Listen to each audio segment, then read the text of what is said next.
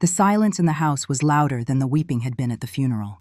It was a thick, heavy silence, the kind that settles in the air after a tyrant has finally fallen. Richard was gone.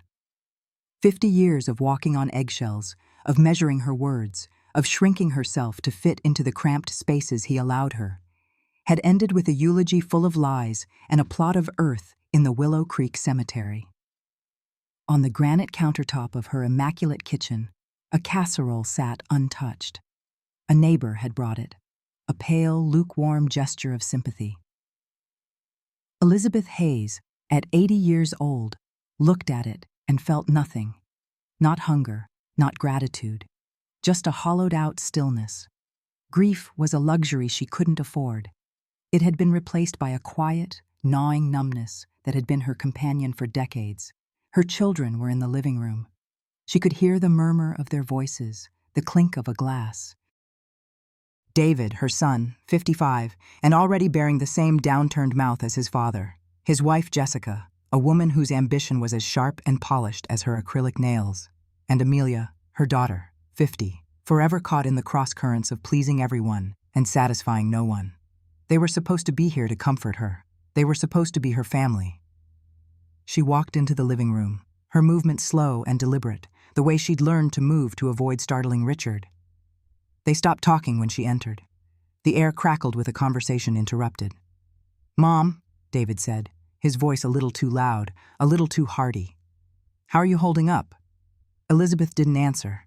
She just looked at them, at the three of them clustered together on the sofa that Richard had forbidden her from ever sitting on because it was for guests. Jessica cleared her throat, a small, bird-like sound. She held up a glossy brochure. The light caught the title, Sunset Vistas. "We were just talking, Elizabeth. We're worried about you. This big old house. It's a lot for one person to manage." Amelia shifted uncomfortably, pulling at the sleeve of her black dress. "It's a beautiful place, Mom. They have a pool, a garden club." David nodded, taking the brochure from Jessica and placing it on the coffee table in front of Elizabeth. It landed next to a framed photo of Richard, smiling his cold, public smile. "Dad would have wanted you to be comfortable, secure, not rattling around in this empty house, worrying about the upkeep, the property taxes." "And the market is just incredible right now," Jessica chimed in, her voice smooth as silk. "A house this size, the land, a corner lot like this in Willow Creek. You wouldn't have to worry about money for the rest of your life." There it was, the cold, hard point of their visit, not comfort, a transaction. They weren't seeing a grieving widow. They were seeing a walking, talking asset, an obstacle sitting on their inheritance. A fury, colder and harder than any grief, began to coalesce in the numb space in Elizabeth's chest. It was an ancient, buried anger, packed down for half a century. She looked at their faces, hungry and impatient. She looked past them, through the large bay window, to the garden. Richard's garden. It was his masterpiece, his kingdom.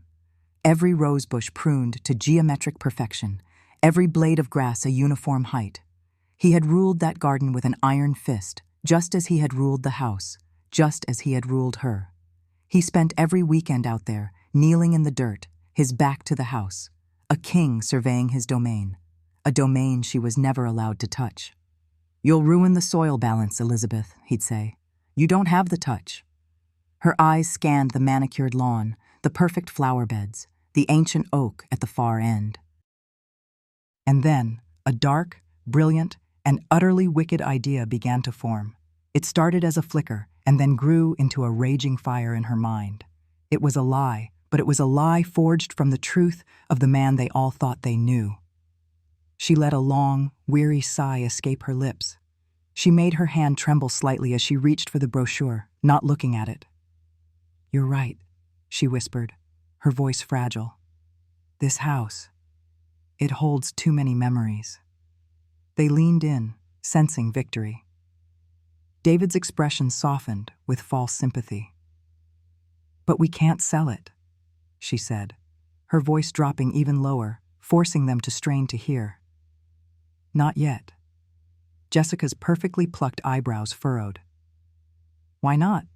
Elizabeth, there are legal avenues. We can help you with the paperwork. Because of what's in it, Elizabeth said, her eyes darting towards the garden. Or rather, what's under it. She paused, letting the silence stretch. She looked at David, then Amelia, then Jessica. She saw the flicker of confusion, then the unmistakable glint of greed. Richard, she began, letting her voice crack just so. He never trusted banks, not after the crash in '08. He didn't trust the government, the IRS. He always said they were thieves in suits. David nodded slowly. Dad was always careful with his money. That was a generous way of putting it. Richard had been a miser, hoarding every dollar, scrutinizing every receipt. More than careful, Elizabeth said. She took a deep breath, the lie solidifying on her tongue. His life savings.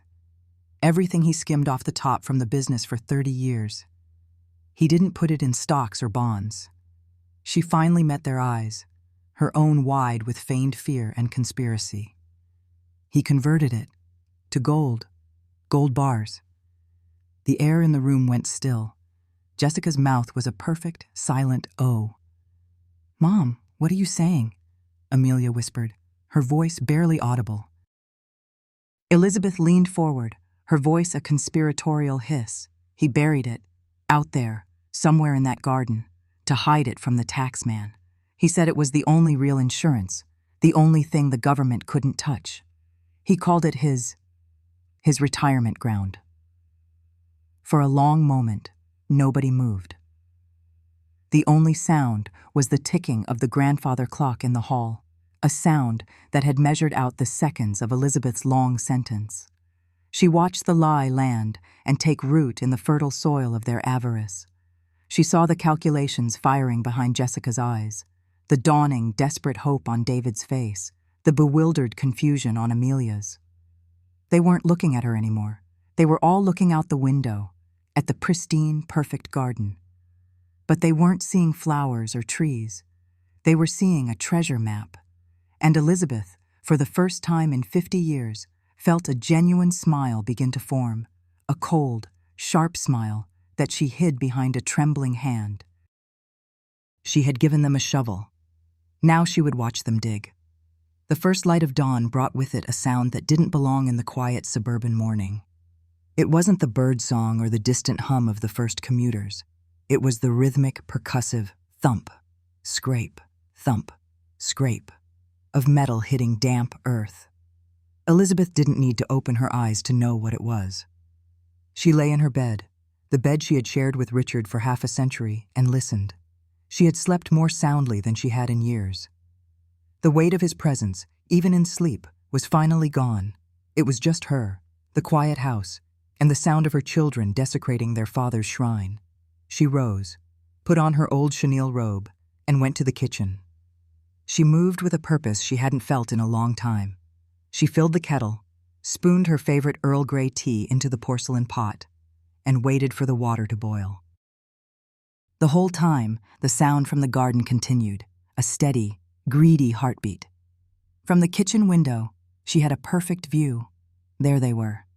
David, still in the dark trousers from yesterday, his dress shirt sleeves rolled up, his face already beaded with sweat. He was attacking the soil around the prize-winning rose bushes with a grim determination, digging with the clumsy fury of a man who had never held a shovel for anything other than ceremony. Beside him, Amelia, looking lost and guilty in a pair of new gardening gloves that were already filthy, poked tentatively at the dirt, as if she expected a gold bar to simply pop out like a potato. They were trying to be quiet, casting furtive glances back at the house, but their greed made them clumsy. They were trampling the meticulously cared-for blossoms, snapping stems, their shoes sinking into the soft, mulched earth. Elizabeth poured the boiling water into the teapot, the steam warming her face. She watched them, a predator watching her prey stumble into a well-laid trap. Every shovelful of dirt they turned over felt like a small act of vengeance. Richard had loved those roses more than he had ever loved his own children. He would spend hours tending to them, speaking to them in a soft, gentle voice he never used inside the house, seeing them uprooted, their roots exposed to the morning air, sent a thrill of cold, satisfying justice through her. She took her cup of tea to the small breakfast nook, sat down, and took a sip. The tea was hot and fragrant. The scene outside was perfect, a tableau of human folly. Her phone buzzed on the table. She glanced at the screen. Chloe. A picture of her granddaughter, smiling, her hair a wild mess of curls, her eyes bright with an intelligence that had skipped a generation. Elizabeth's finger hovered over the ignore button. This was her secret, her private war. But her thumb, of its own accord, swiped to answer the video call. Chloe's face filled the screen, framed by a messy dorm room. "Grandma, are you okay? I tried calling yesterday, but Mom said you were resting." Unlike her parents, Chloe didn't ask how she was holding up. She asked if she was okay. The difference was everything. "I'm all right, dear," Elizabeth said, her voice softer, more genuine than it had been in days. She positioned the phone so Chloe couldn't see the devastation in the garden behind her. "You don't look all right," Chloe said, her brow furrowed with concern. She was a journalism student, and she had an eye for the truth, for the stories people tried to hide. "You look tired, but different too, your eyes." Elizabeth touched her own cheek. "It's been a long few days." "I can't believe they're making you think about all that stuff already," Chloe said, her voice laced with a frustration Elizabeth knew was directed at her own mother. "The house and everything. It's sick." A seed of warmth spread through Elizabeth's chest. So Chloe knew. Of course she knew. She was the only one who had ever seen through the perfect family facade. The only one who had ever asked Elizabeth in a quiet moment if Grandpa was always so loud. "Your mother and your uncle mean well," Elizabeth lied, the words tasting like ash. "No, they don't," Chloe said bluntly. "They mean business. They always have. Are they there now?" "They're outside," Elizabeth said carefully, "getting some fresh air." A loud curse from the garden, David's voice, carried through the closed window. Chloe's eyes narrowed. What was that? What are they doing? "Just tidying up," Elizabeth said. But just as she said it, she saw it. David, in his frustration, had moved on from the roses. He grabbed a large lilac bush near the patio. Her lilac bush, the one she'd planted from a cutting given to her by her own mother 40 years ago. It was the one part of the garden Richard had grudgingly allowed her. He'd called it unruly, but he'd let it be. With a grunt of effort, David jammed the shovel under its roots and heaved. Amelia gave a small protesting cry, but didn't intervene. The roots tore with a sickening sound. He ripped the entire bush from the ground and tossed it aside, a heap of fragrant purple blossoms wilting on the lawn. Elizabeth's breath caught in her throat. A sudden, sharp pain, more real than any grief for Richard, pierced through her. That bush was a part of her. It was a living link to her own past, to a life before Richard. And they had just ripped it out and thrown it away like trash. Chloe saw the change in her expression. "Grandma? What's wrong? What just happened?" Elizabeth forced her face into a mask of calm. The cold fury returned, stronger than ever, burning away the flicker of pain. They had crossed a line. This was no longer just about teaching them a lesson. This was about eradication. "Nothing, dear," she said, her voice steady as a rock. "Everything is fine. I have to go now. I'll call you later." She ended the call before Chloe could protest. She stood up and walked back to the window. The lilac bush lay dying. David and Amelia were now staring at the hole where it had been, as if expecting to see the glint of gold in the dark soil. The seed of hope Chloe's call had planted was now a seed of iron. This wasn't just about the house or the money anymore. It was about reclaiming every single thing Richard, and now his children, had tried to take from her. They wanted to dig? Fine. She would give them a map. By the third day, the garden was no longer a garden. It was a battlefield. The prize-winning roses were gone, replaced by muddy trenches. The once perfect lawn was pocked with dozens of holes, like a landscape ravaged by mortar fire.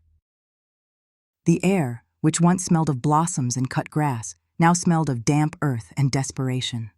The initial, clumsy secrecy of the dig had given way to a full-scale, frantic operation. David and Amelia were no longer pretending. They were miners, their faces grim, their clothes caked in mud. Their arguments had grown louder, sharper. "It has to be near the oak tree," David insisted, pointing a dirt-stained finger. "It's the oldest thing in the yard. It's the perfect landmark."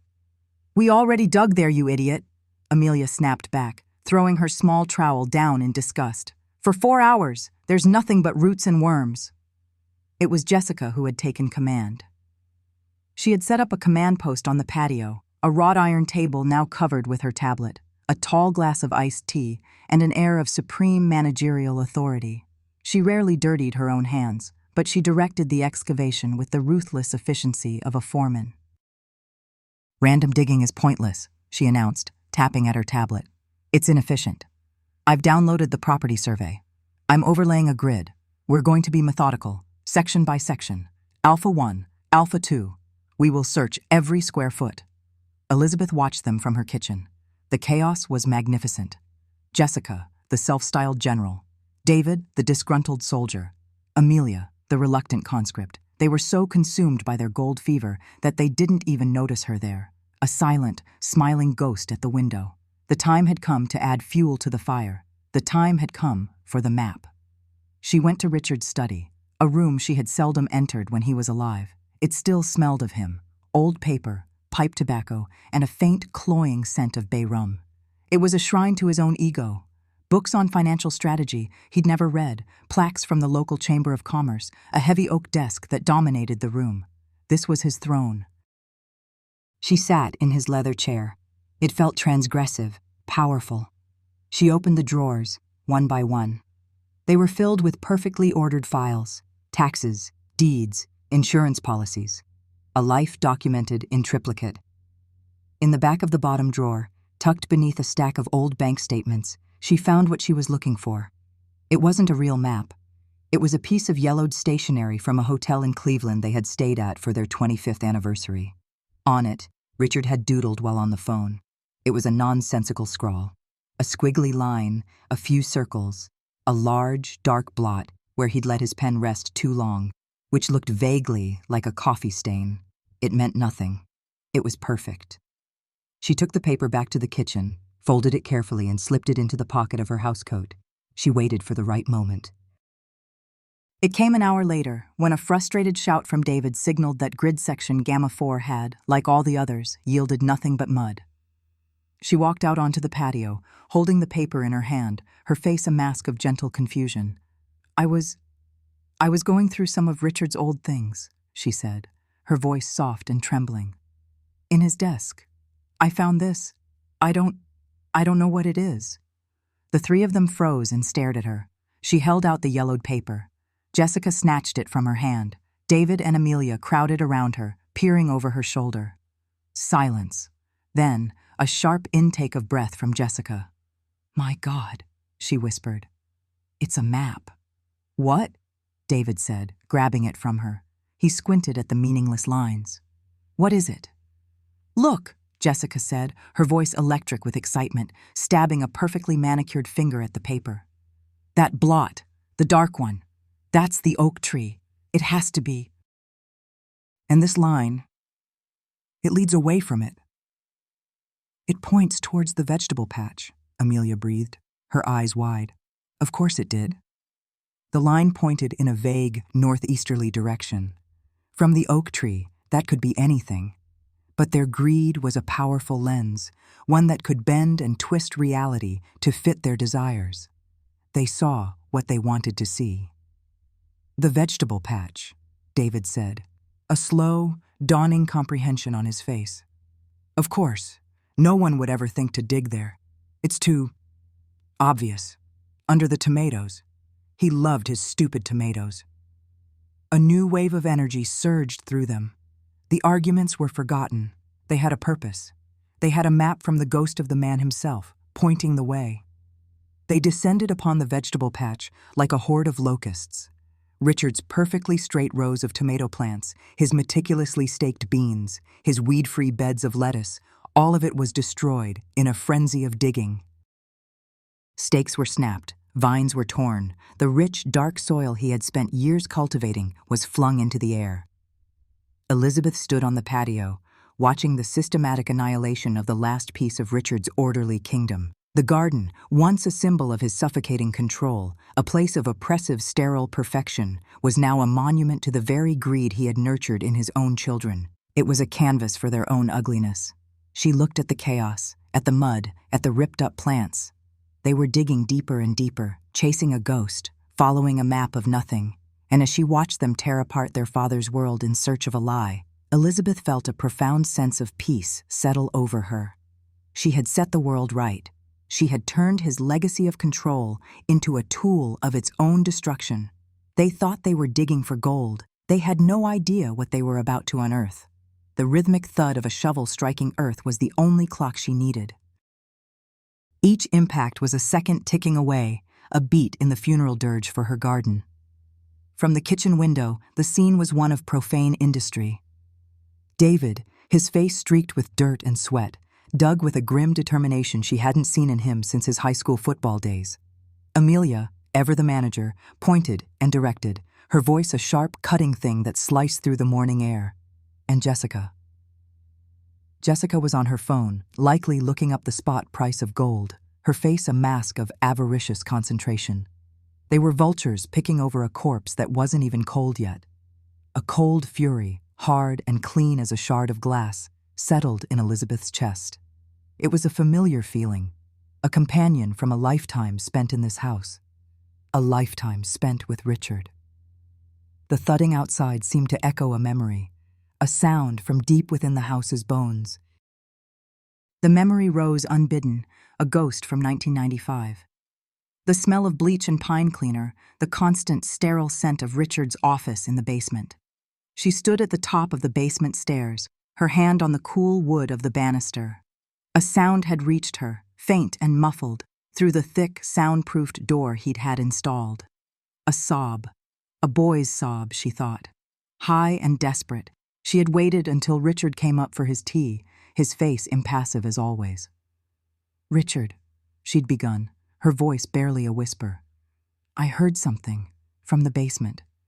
It sounded like crying." He didn't even look up from stirring his cup. His movements were always precise, controlled. He placed the spoon perfectly on the saucer. Then he looked at her. His eyes were flat, empty of the warmth he reserved for his congregation. "Did you?" It wasn't a question. He stood up, walked around the table, and before she could brace herself, the back of his hand cracked across her cheek. The sting was sharp, electric, followed by a dull, throbbing ache. Her teacup rattled in its saucer. "A wife," he said, his voice low and devoid of all emotion, "has a sacred duty. She is to be deaf to the sounds that do not concern her. She is to be blind to the sights that are not for her eyes. And she is to be dumb when it comes to the important work of her husband. Do you understand your duty, Elizabeth?" She had nodded, her cheek on fire, the taste of blood on her tongue. "Yes, Richard." "Good." He had smoothed his tie, picked up his teacup, and walked back down the stairs, locking the thick door behind him. She had never asked again. She had learned to be deaf, dumb, and blind. It was the price of peace in this house. Now, the thudding outside continued, shovel after shovel of her life, her history, being tossed aside, for a lie she'd told to punish them for their greed. But as she stood there, the ghost of that slap on her cheek, the memory of that muffled sob, they merged with the sound of the digging. An idea, cold and terrifying, began to form. What if her lie was closer to a truth than she knew? What if Richard's gold wasn't just money? She turned from the window. Her heart hammered against her ribs, a frantic bird beating against a cage. For the first time in nearly 30 years, she walked to the basement door. The air grew cooler as she descended the wooden steps, each creak a protest. The smell hit her first, not bleach and pine anymore, just stale, dead air. Dust and damp and something else, the metallic tang of forgotten secrets. She flicked a switch. A single bare bulb sputtered to life, casting long, distorted shadows. The room was just as he'd left it. A sturdy wooden desk, 2 hardback chairs, and against the far wall, a row of gray metal filing cabinets. One of them, the one on the end, had a heavy-duty padlock on it, Richard's private files, the ones she was never, ever to touch. "Parishioner finances," he'd said curtly when she'd once dusted near it. "Confidential." Her children were digging for a fictional treasure, but maybe, just maybe, the real treasure, the real story, was down here.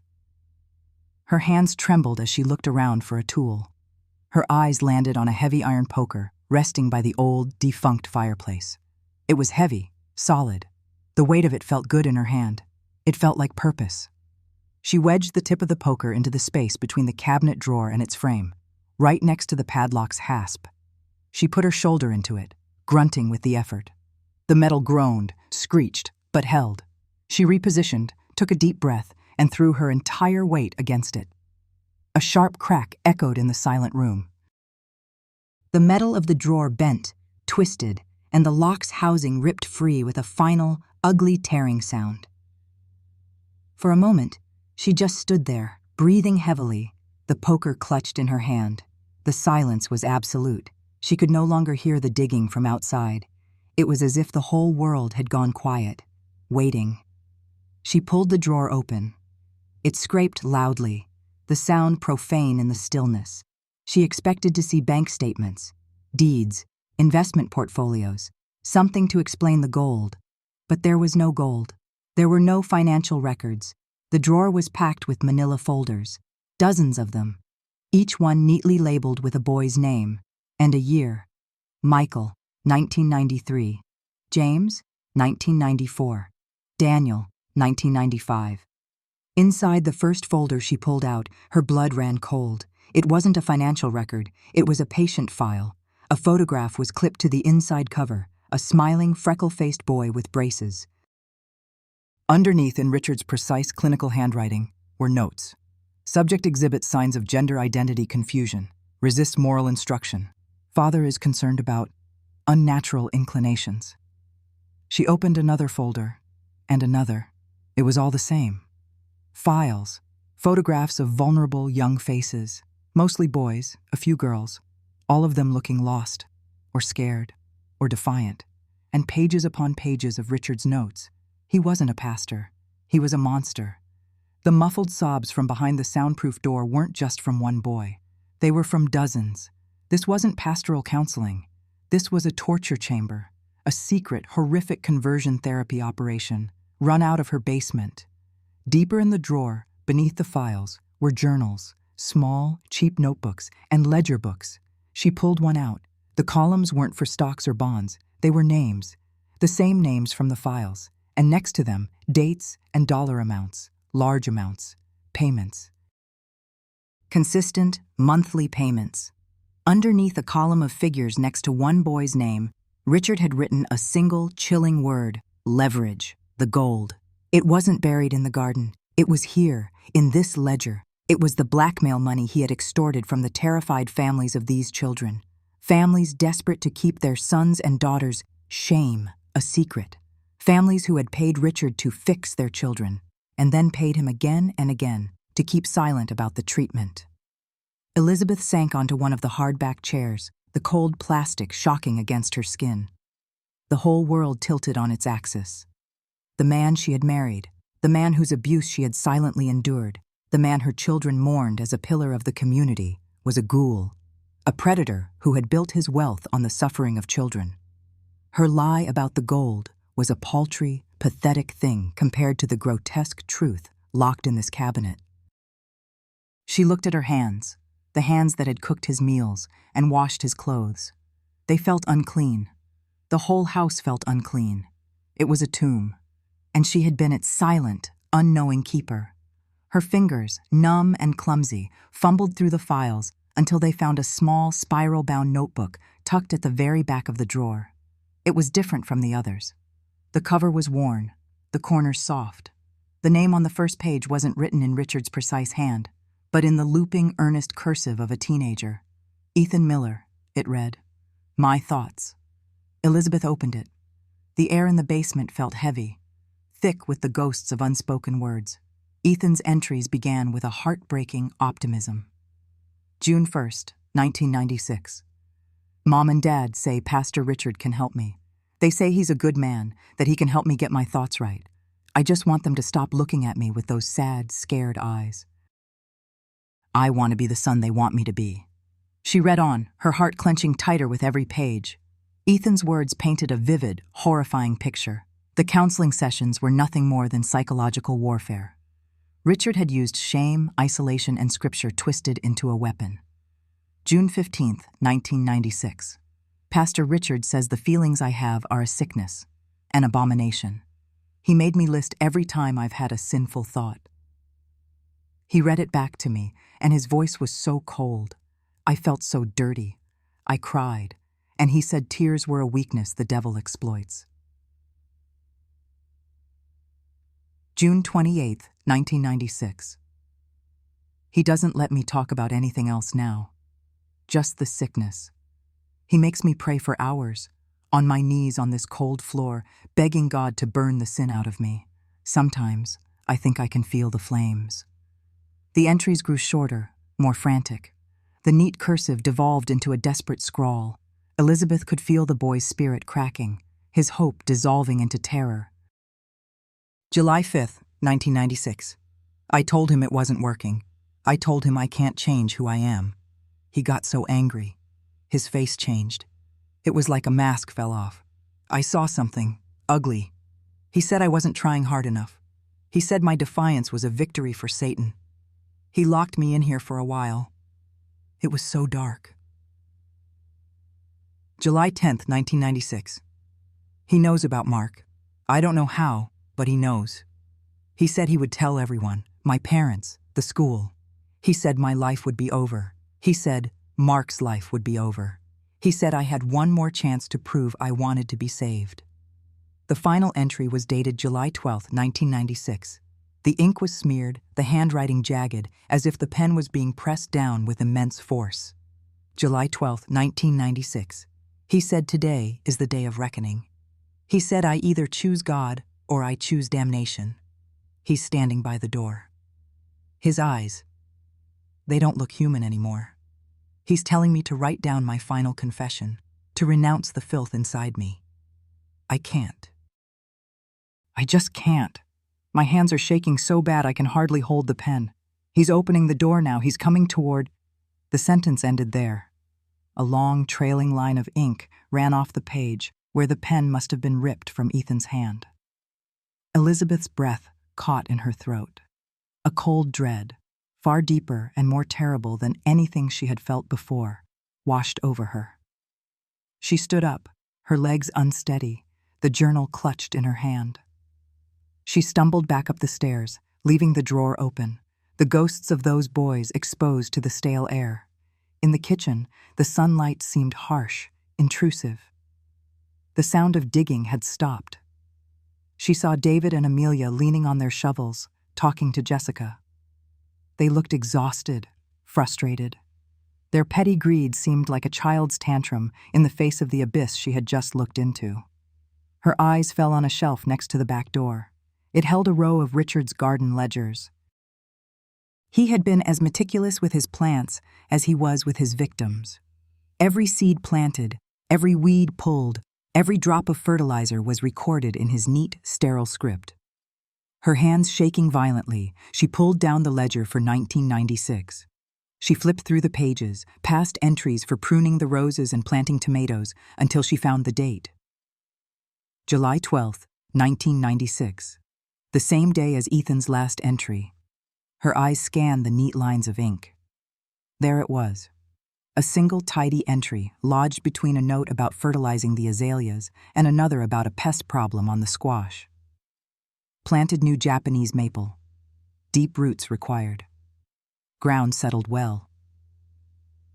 Elizabeth dropped the ledger. It hit the floor with a loud thud. She walked to the kitchen window and looked out.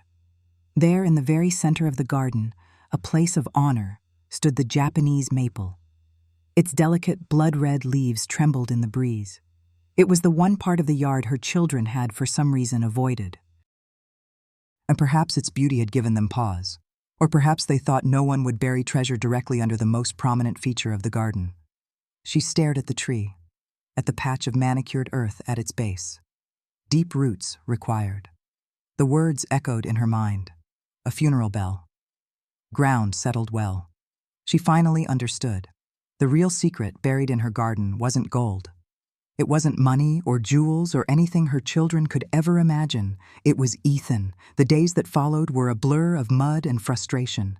The initial frenzy of the dig had given way to a sullen, grinding chore. The lawn was gone, replaced by a field of churned earth and sad, uprooted piles of what used to be her prize-winning hydrangeas. David and Amelia now moved with a kind of grim, exhausted resentment. The thrill of the treasure hunt had worn off, leaving only the reality of aching backs and dirty fingernails. Jessica was the one who kept the flame of greed alive. "We're missing something," she'd said last night, pacing the ravaged living room. "A man like Richard, he wouldn't just bury it randomly. There's a system. We're just not smart enough to see it." David, covered in mud and defeat, had just grunted. "Or maybe Mom's just lost her mind, Jess. Maybe there's nothing there." The argument had escalated from there, their bitter, angry voices, a new soundtrack to Elizabeth's life. Now, as she sat in the kitchen, nursing a cup of tea she didn't want, the mail slot clattered. It was the only sound in the house. She walked to the front door and picked up the single, crisp envelope from the floor. It was heavy, made of thick, expensive paper. The return address was a law firm downtown, Henderson, Blackwood, and Associates. Mr. Henderson, a man she'd known for 40 years, Richard's closest friend, his golfing buddy, his confidant. Her fingers felt stiff as she tore it open. The language was cold, formal, a cascade of legal jargon designed to intimidate. "Dear Mrs. Hayes, this letter serves as formal notification on behalf of your children, Mr. David Hayes and Mrs. Amelia Croft. It is with great reluctance and deep concern for your well-being that they have retained our services. Recent events and behaviors, specifically your unsubstantiated claims regarding significant sums of currency buried on your property, have given them cause to question your present mental state and capacity to manage your own affairs.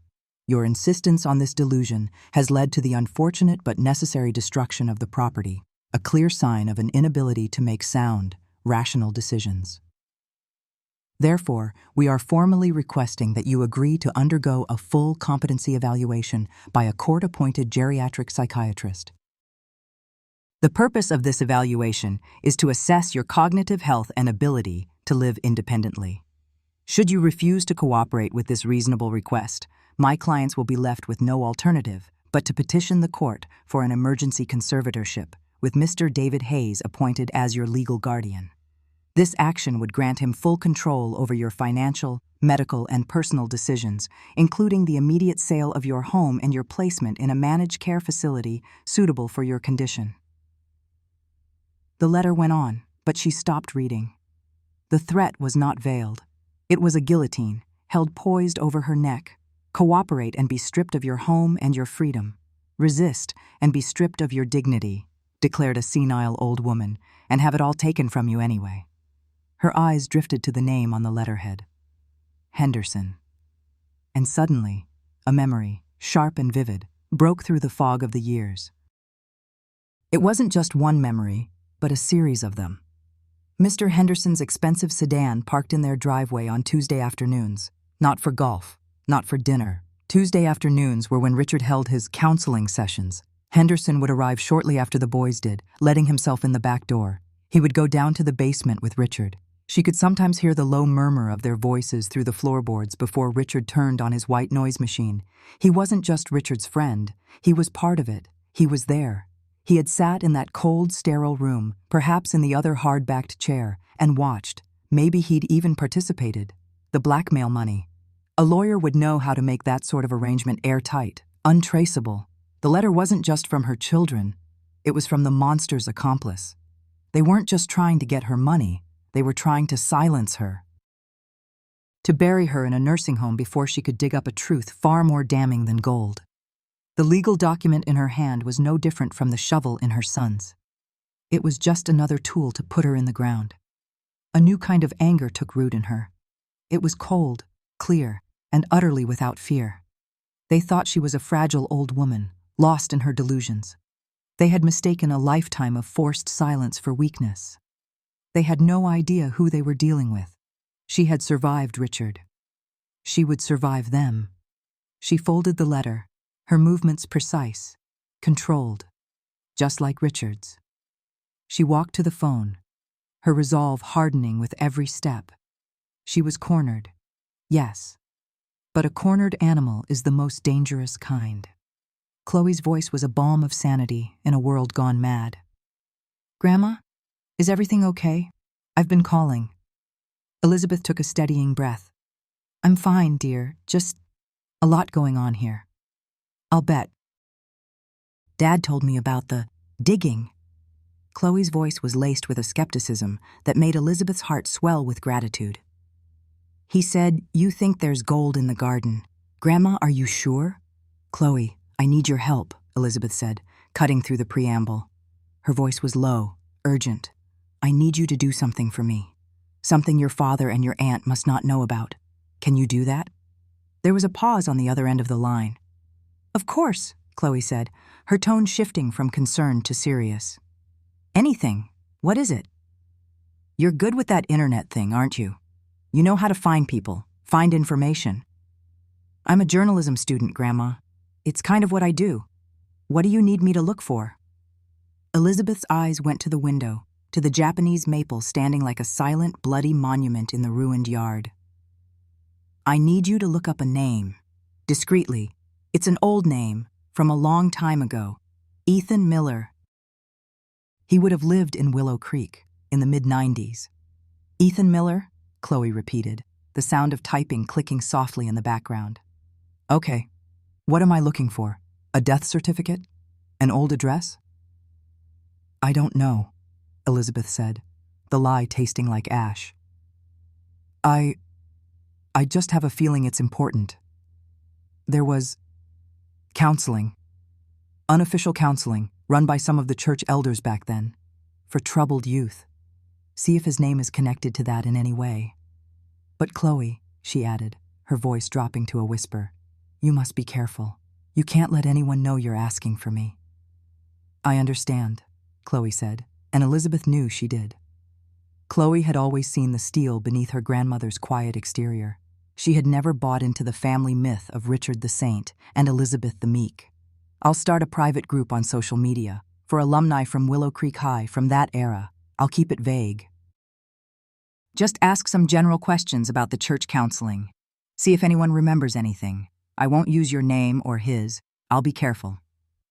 "Thank you, my dear," Elizabeth said, a wave of relief so profound it almost buckled her knees. She wasn't alone in this anymore. For the next few hours, Elizabeth sat in a state of suspended animation, waiting.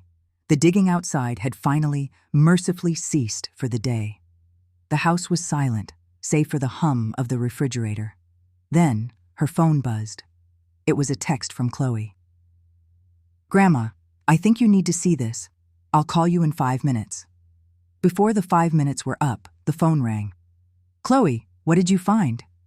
"It happened fast," Chloe said, her voice tight with a nervous energy. "I started the Facebook group, Willow Creek Memories, class of 94 to 98. Got about 50 people to join in the first hour. I posted something vague like we discussed. Hey everyone, random question for a project I'm working on."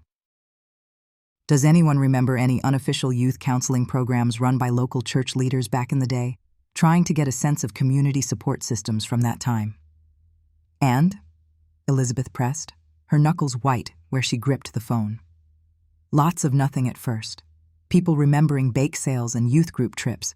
Then, I got a private message from a woman who doesn't live here anymore. She said my post made her blood run cold." Chloe took a shaky breath. "Grandma, she didn't use Ethan's name.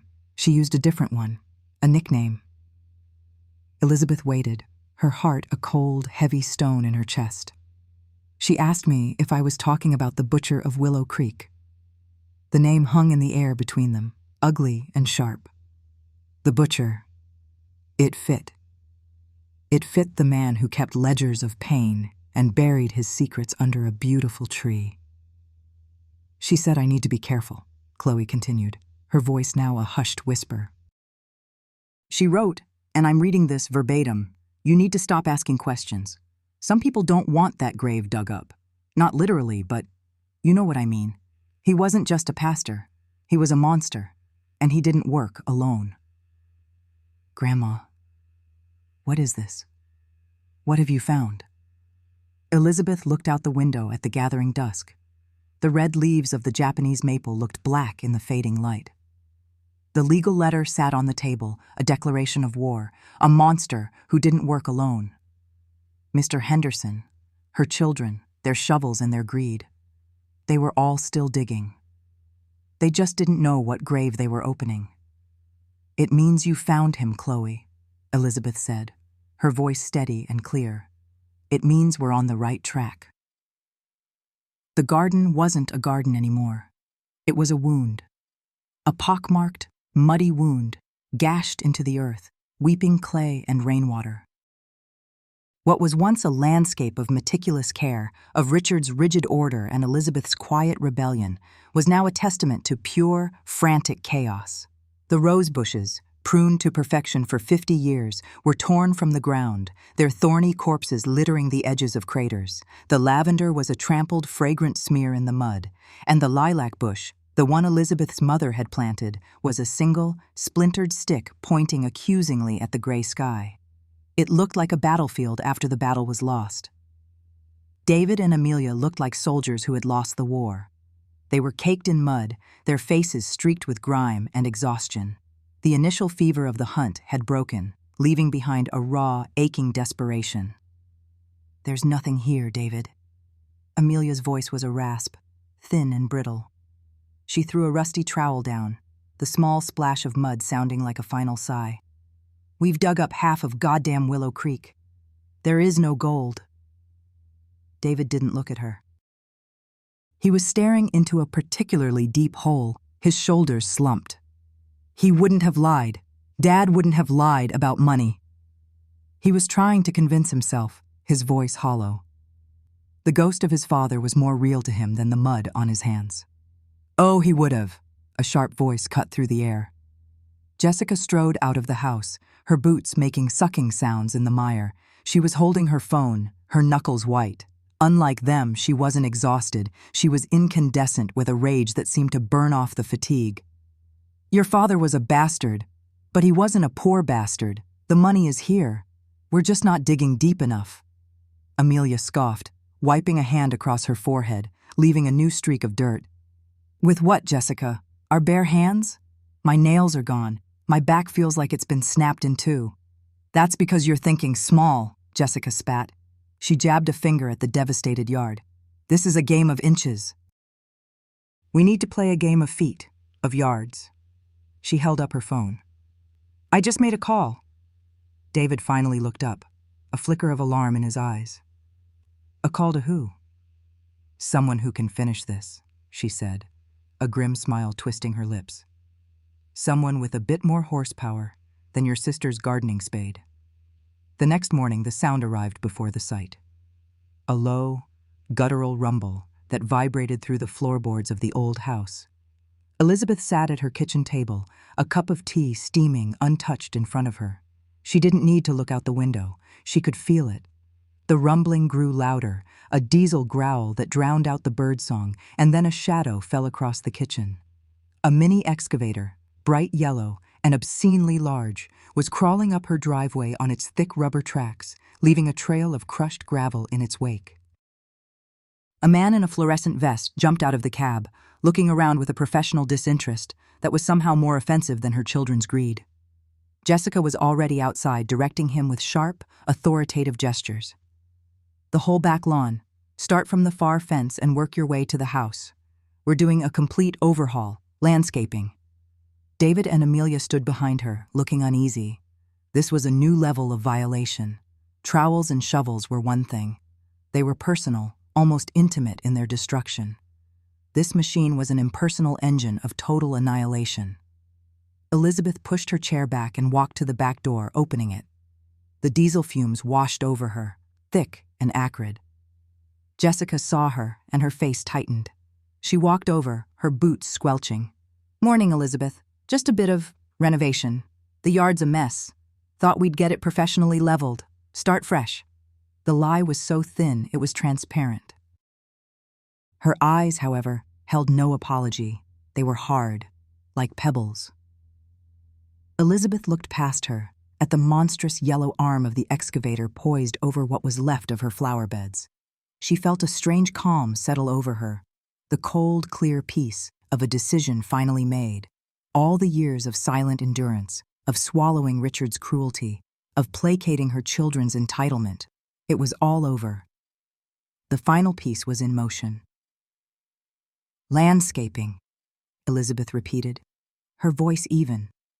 She let her gaze drift from the machine to the one tree that remained relatively untouched, standing like a lonely survivor in the wasteland. The Japanese maple, its delicate red leaves trembling slightly in the excavator's exhaust fumes. She looked at David, whose eyes couldn't meet hers. She looked at Amelia, who was chewing on her lip. Then she looked back at Jessica, the general of this sad, grubby army. "You're getting warmer," Elizabeth said, her voice carrying with chilling clarity over the engine's idle. Jessica's head snapped towards her. "What did you say?" Elizabeth offered a small, bloodless smile. "The gold. You're getting warmer. You should start over there." She lifted a hand, her finger pointing directly at the base of the Japanese maple. Richard always loved that tree, said it had deep roots. The unease on David's and Amelia's faces was instantly replaced by a fresh surge of manic hope. Their eyes lit up. Jessica's calculating gaze followed Elizabeth's finger, a new, sharper focus in her expression. The lie about landscaping was forgotten. The pretense was over. Elizabeth turned without another word and went back inside, closing the door softly behind her. She walked to the telephone on the wall, the old rotary one she'd refused to replace. Her hand was perfectly steady as she lifted the receiver and dialed the number she now knew by heart. When the voice answered, Elizabeth spoke one sentence, her tone leaving no room for questions. "Bring your phone, Chloe, now." She hung up before Chloe could reply. Chloe arrived 20 minutes later, her little hybrid car pulling up quietly behind the enormous flatbed truck that had delivered the excavator. She got out, her eyes wide, taking in the scene, the ruined garden, the hulking yellow machine, and her uncle, aunt, and aunt-in-law standing by the Japanese maple, talking to the operator with an unnerving, feverish excitement. They looked like vultures circling a kill. She saw her grandmother standing on the back porch, watching. Chloe rushed over, her face a mixture of confusion and horror. "Grandma? What is happening? They've destroyed everything." Elizabeth didn't look at her. She kept her eyes fixed on the excavator as its engine roared to life. "Not everything, dear. Not yet." "What did you mean on the phone?"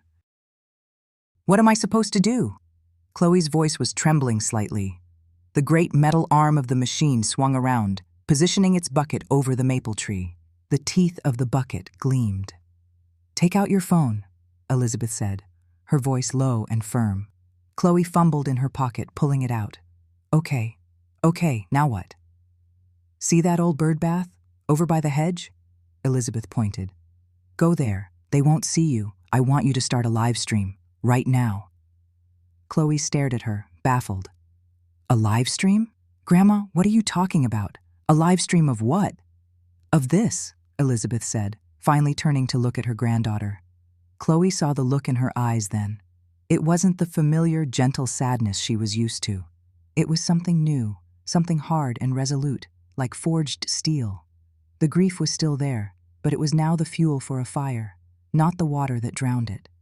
In that moment, Chloe stopped seeing a frail old woman. She saw a strategist. Understanding, or the beginning of it, dawned on her face. She didn't know the whole plan, but she knew she was a part of it. She nodded, her own expression hardening with purpose. "Okay, what should I call it?" "Title it," Elizabeth said, turning her gaze back to the tree.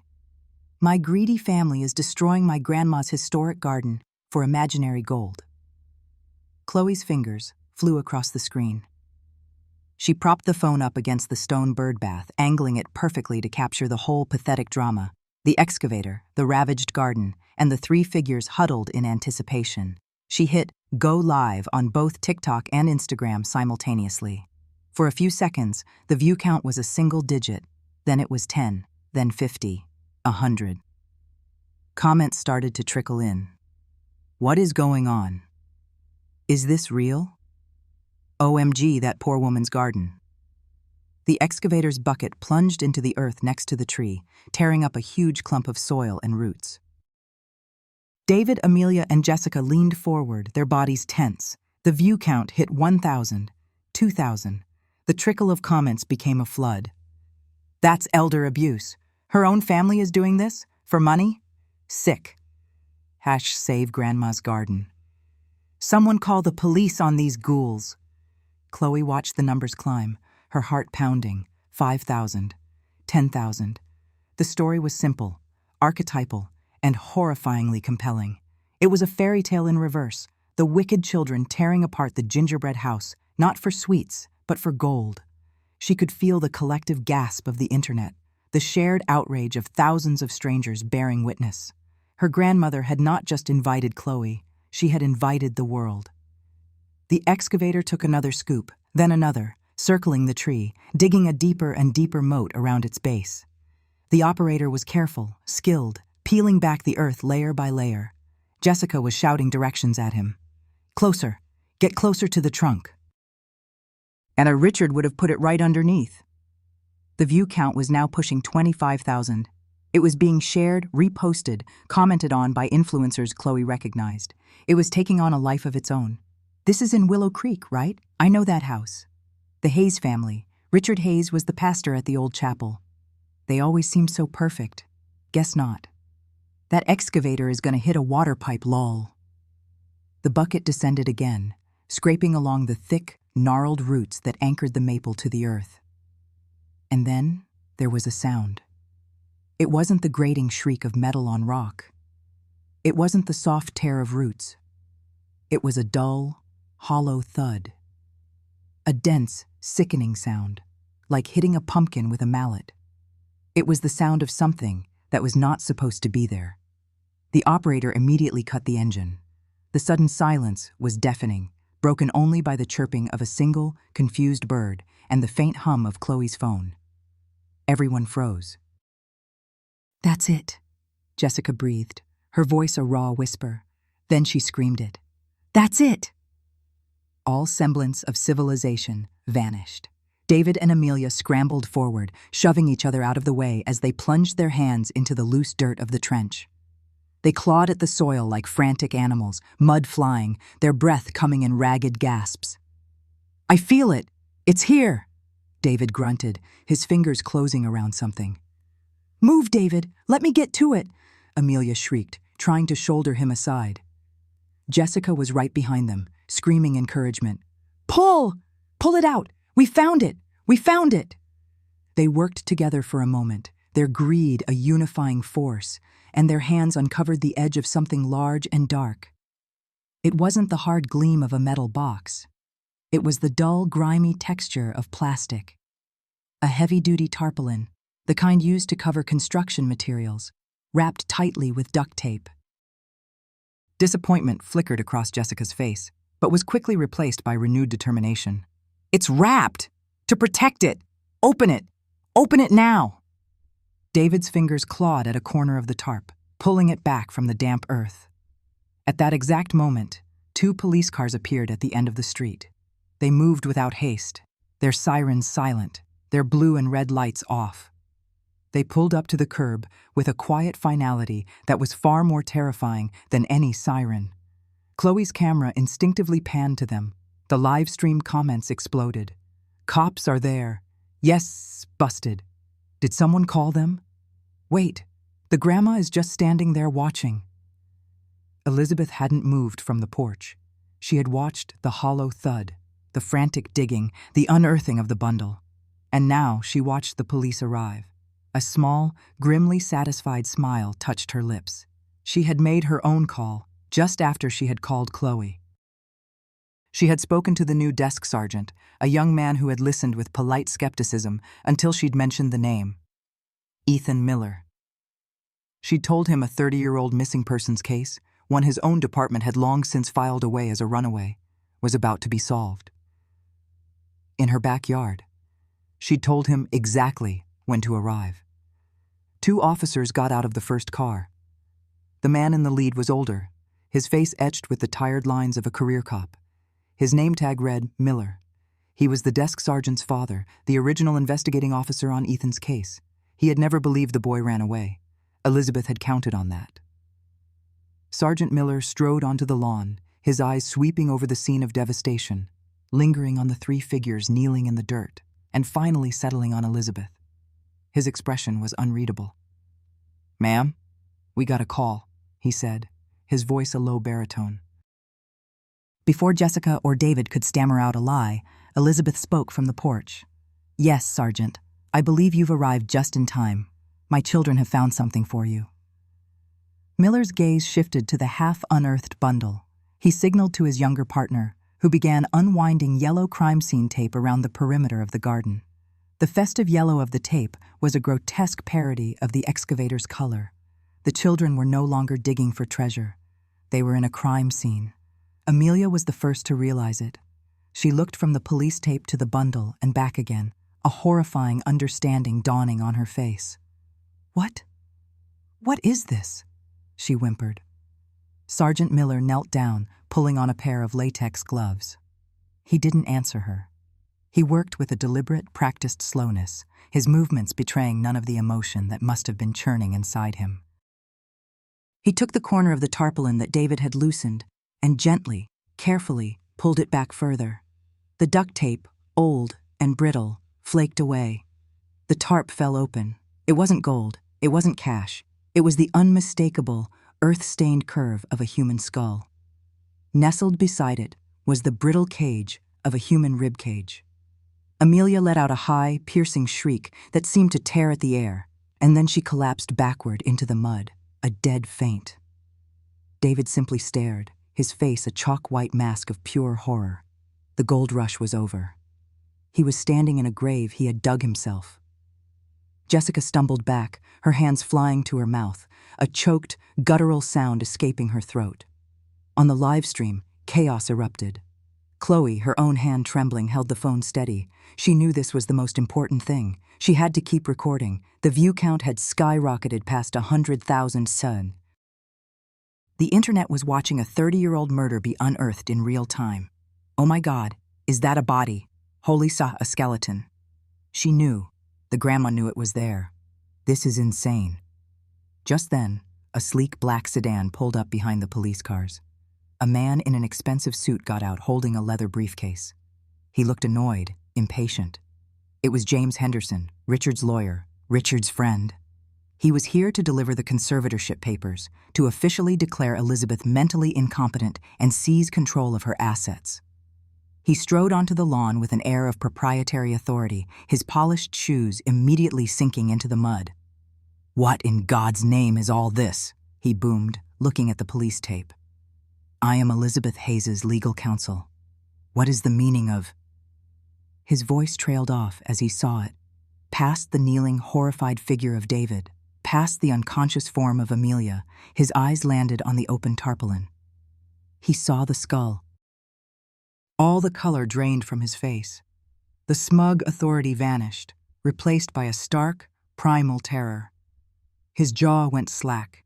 His briefcase slipped from his nerveless fingers and landed with a soft thud in the dirt. He knew. In that instant, he knew exactly whose bones those were. Chloe's camera zoomed in, capturing the raw panic on his face, broadcasting it to the world. And then Elizabeth moved. She descended the porch steps, her movements calm and deliberate. She walked across her ruined lawn, her feet sure on the uneven ground. She didn't look at her children. She didn't look at the bones. She walked directly towards James Henderson, stopping just a few feet in front of him. The police, Sergeant Miller, everyone, watched in silence. Chloe's phone was pointed right at them. Elizabeth's voice, when she spoke, was not loud, but it was perfectly clear, amplified by the small microphone of the phone and carried to hundreds of thousands of ears. "You were there, weren't you, James?" she said, her voice a cold, level blade of judgment. "That night, in the cellar, You were always so good at helping Richard with his projects. Henderson's eyes darted around, looking for an escape. He looked like a cornered rat.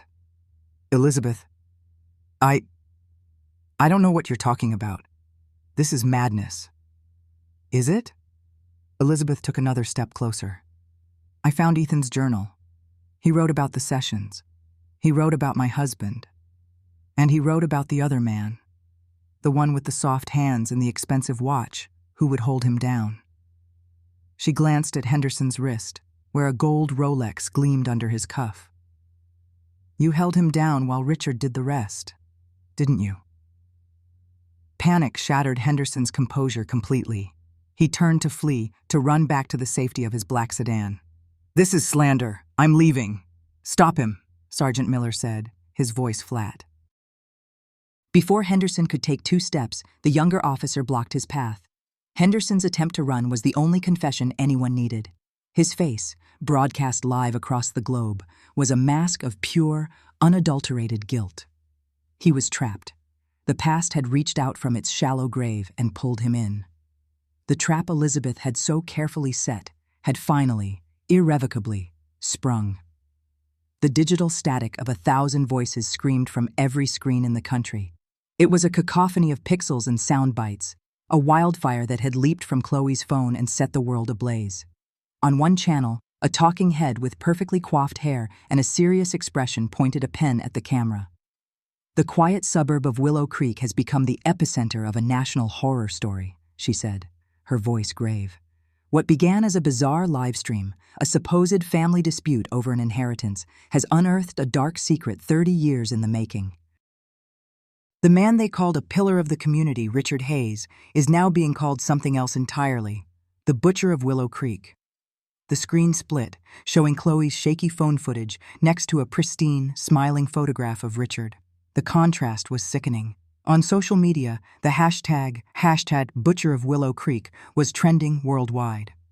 TikToks used the audio from Chloe's livestream, the dull thud of the excavator hitting the tarp, Amelia's shriek, David's guttural cry of gold, and set it to ominous music. Memes of David and Amelia, their faces contorted with greed and then horror, were everywhere, captioned with phrases like, "When you dig for treasure, but find trauma." The news cycle was relentless, a predator that had found its prey. Reporters camped outside the yellow police tape that now cordoned off Elizabeth's entire property. They interviewed shell-shocked neighbors who spoke of Richard in hushed, reverent tones, struggling to reconcile the man who organized the neighborhood watch with the monster whose crimes were now being exhumed from his own backyard. "He was always so kind," one woman said, clutching her sweater. He advised my son when he was having trouble in school. To think what was happening in that house." Her voice broke. David and Amelia were not spared. The cameras had been merciless as police led them from the garden, their clothes smeared with dirt, their faces masks of disbelief. They were not the primary suspects in Ethan's murder, but they were something else, something just as contemptible in the eyes of the public. They were the ghouls who had danced on a boy's grave for money. The charges were read in a flat, dispassionate tone by a district attorney at a press conference. Desecration of a human gravesite, obstruction of justice, willful destruction of evidence in a crime scene. Jessica had tried to spin it. She'd issued a tearful statement through a hastily hired crisis PR firm, claiming they were all victims of Richard's deception, that their eager search was merely a symptom of the trauma he inflicted on the whole family. Nobody bought it. Her online boutique was flooded with 1-star reviews. Her social media was a toxic wasteland of comments. Her carefully curated life shattered in an instant. For Elizabeth, the noise was distant, like a storm raging on the other side of a thick pane of glass. She sat in a quiet, sterile room at the police station, a place they called a family consultation room, which was really just an interrogation room without the handcuffs. She had given her statement, a calm, linear account of her discovery. She had handed over the files from the basement, the journals, the photographs. She had omitted nothing, softened nothing. The door opened, and a detective, a tired-looking man named Miller, a cruel irony that was not lost on her, stepped in. "Ma'am," he said gently, "your children have asked to see you. Their lawyer is with them. You are under no obligation." Elizabeth looked at him, her gaze clear. "I'll see them." She didn't have to wait long. The door opened again, and David and Amelia were ushered in, followed by a sharp-suited lawyer who looked like he'd rather be anywhere else. The children she had raised, the two people who were born of her body, looked like strangers. David's face was a thundercloud of rage and humiliation. His jaw was clenched so tight, a muscle jumped in his cheek. He wouldn't look at her. Amelia was worse. She was completely broken. Her face was puffy and stained with tears, her eyes red-rimmed and vacant. She stared at Elizabeth, a desperate, pleading look on her face, as if hoping for a lifeline. The lawyer cleared his throat. "Mrs. Hayes, on behalf of my clients, we'd like to express—" "I don't want to speak to you," Elizabeth said, her voice cutting through the air like a shard of ice. Her eyes were fixed on her children. "I want to speak to them." The lawyer stepped back, silenced. For a long moment, the only sound was the hum of the fluorescent lights above. Then, David's voice, low and venomous. "You did this," he hissed, finally looking at her. "You set us up. You watched us. You let this happen." "I did nothing," Elizabeth replied, her voice eerily calm. "I told you there was gold in the garden. You were the ones who brought the shovels. You brought the backhoe. You were so certain, weren't you? So sure that you were owed something." "He was our father," Amelia sobbed, her voice cracking. "We're his children. We deserved—" "You deserved what?" Elizabeth asked, her voice dangerously soft. "The house? The money? His legacy? You got his legacy, Amelia. It was buried under the Japanese maple. You dug it up for the whole world to see. Are you proud of it?" Amelia flinched as if struck, dissolving into fresh, racking sobs. David took a step forward, his fists clenched. "You're going to pay for this. You think you can just ruin our lives and walk away? We'll tell them. We'll tell them you knew. That you were part of it." It was an empty threat, a child's tantrum. But it was the last tie, the last frayed thread connecting her to the woman she used to be. The woman who would have been frightened by that threat. The woman who would have tried to smooth things over, to keep the peace. That woman was dead. She'd been buried in the garden along with everything else. Elizabeth stood up slowly. She was not a large woman, but in that moment, she seemed to fill the entire room. Her gaze was unflinching, a cold, clear flame. She looked at David's furious face, at Amelia's ruined one. She saw nothing of herself in them. She saw only him, Richard, his greed, his entitlement, his cruelty, all distilled into these two wretched people. "You went digging for gold," she said, her voice clear and steady, each word a perfectly placed stone. "But you found the truth instead." She let the silence hang in the air for a beat, letting the weight of her words crush them. She looked from her son to her daughter, a final, clinical assessment. "I hope it was worth it." She turned without another word and walked towards the door. "Mother!" Amelia cried out, a desperate wailing sound. "Don't leave us!" Elizabeth didn't stop. She didn't look back. She opened the door and walked out, leaving them behind with the ruins of their lives. She walked down the long, sterile hallway, past the tired-looking detective who gave her a nod of respect, and out the main doors of the police station. The evening air was cool on her face. The flashing lights of the news vans across the street seemed distant, unreal. She had cut the final tie. The scorched earth of her old life was behind her now, and for the first time, she felt nothing but the vast, terrifying, exhilarating emptiness of being free. The house in Willow Creek sold faster than anyone expected. It wasn't bought by a family. It was purchased by a consortium of national news networks. The land, they said, was now a landmark, a piece of dark American history. The police had declared the entire garden a permanent archaeological site, a place to be studied and documented. No one would ever plant flowers there again. Elizabeth never went back. She packed a single suitcase, leaving behind a lifetime of furniture, photographs, and memories that no longer belonged to her. Chloe drove her away from Willow Creek on a gray, overcast morning. Elizabeth didn't look in the rearview mirror. There was nothing left to see. The sale of the house had yielded a significant sum. It was, in the end, the only real gold Richard had ever possessed. It was a fortune built on a foundation of silence and pain. For weeks, Elizabeth wrestled with what to do with it.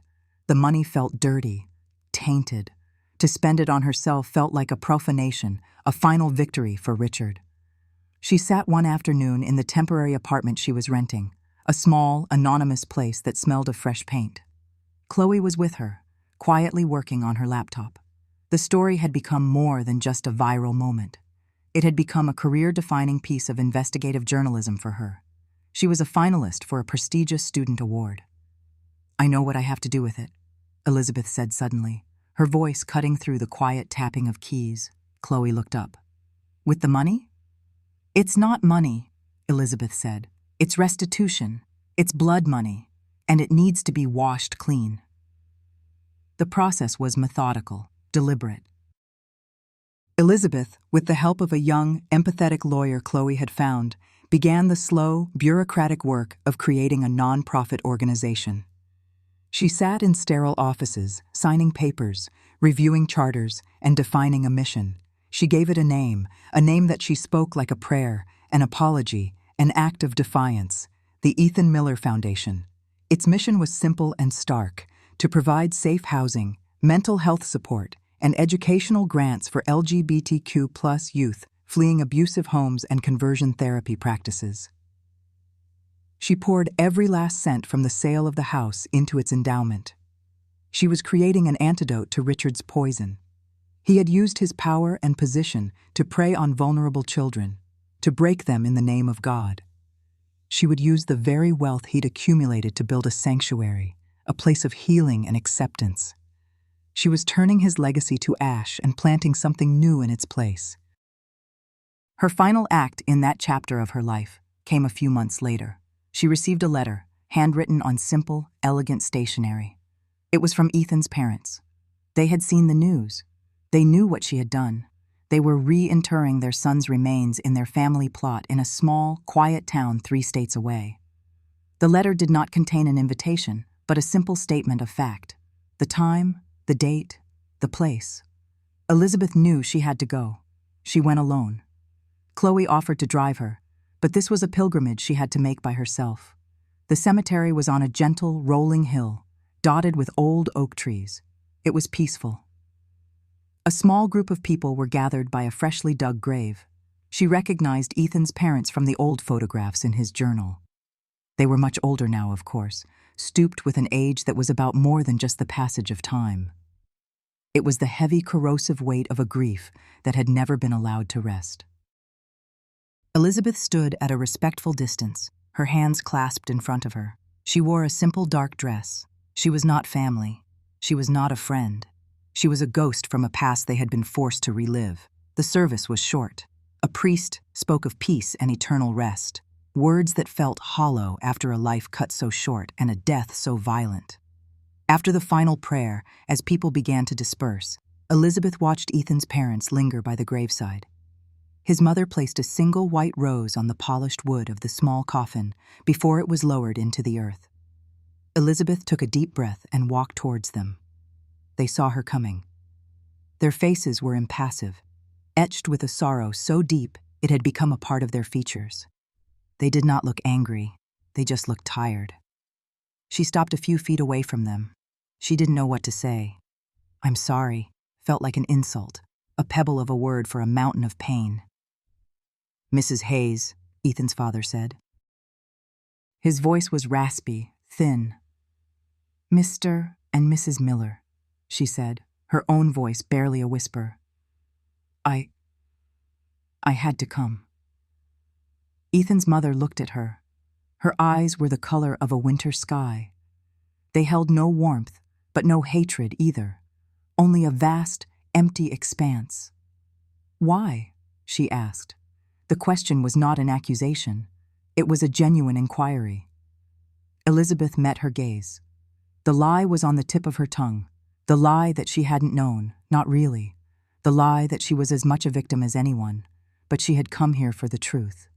"I came to apologize," Elizabeth said, the words feeling clumsy, inadequate in her mouth.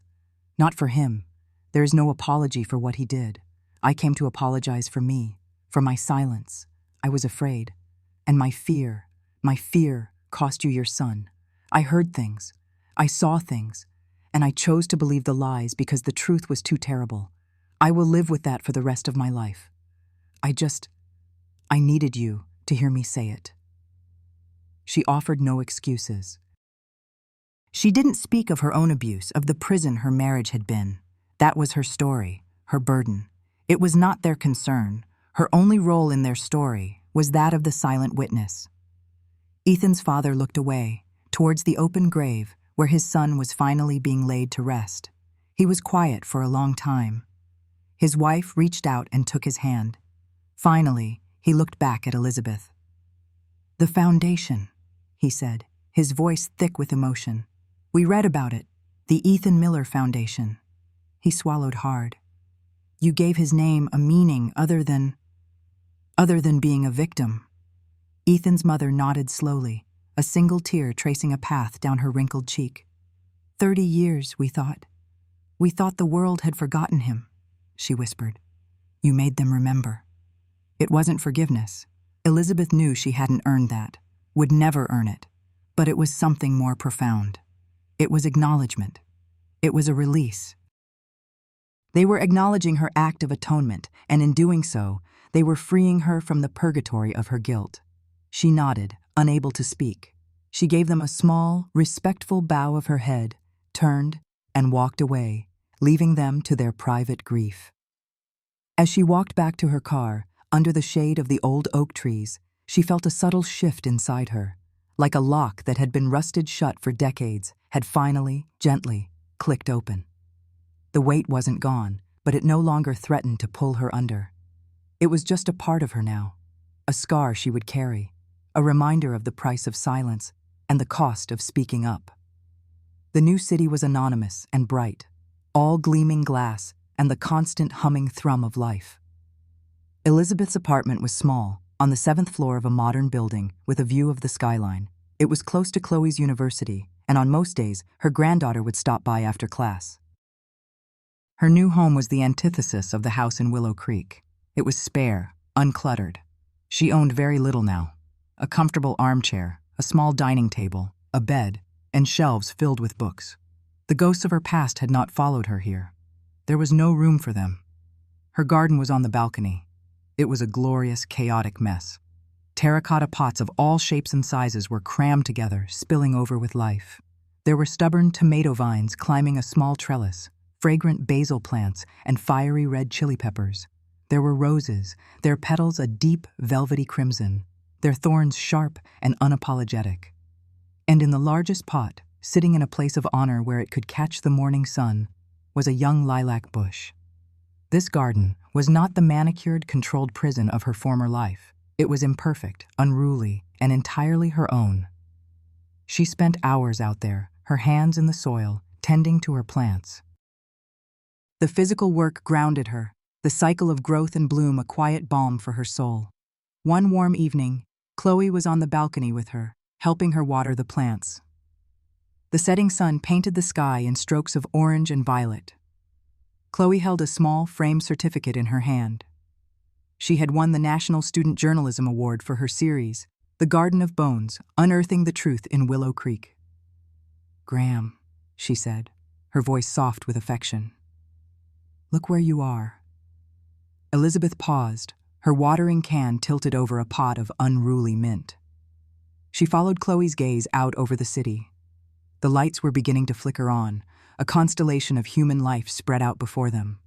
She thought of the big, dark house in Willow Creek, of the silence, the fear, the carefully tended flower beds that hid a graveyard. She thought of the woman she had been, a prisoner in her own home, slowly being erased. She had lost a family, a home, a lifetime of shared history. But in the fire, she had forged something new. She had reclaimed her name, her story, her soul. "It's messy," Elizabeth said, looking at her jumble of plants. "Some of them probably won't make it. That's okay, Chloe said, smiling. It's not about perfection anymore, is it? No, Elizabeth agreed, a slow smile spreading across her own face. It's not. She looked at her granddaughter so full of life and promise, a testament to a future Richard had never envisioned and could never touch. She looked at her small, defiant garden, thriving against the concrete and steel of the city. She had burned the old world down, had razed the corrupted garden to its very roots. It had been an act of destruction, an act of terrible, necessary violence. But it had been an act of creation, too. She had to destroy one garden to let a new one grow. She took a deep breath, the air fragrant with the smell of damp earth and blooming flowers. The sun dipped below the horizon, and for the first time in her long, long life, Elizabeth Hayes felt truly, completely, and profoundly free.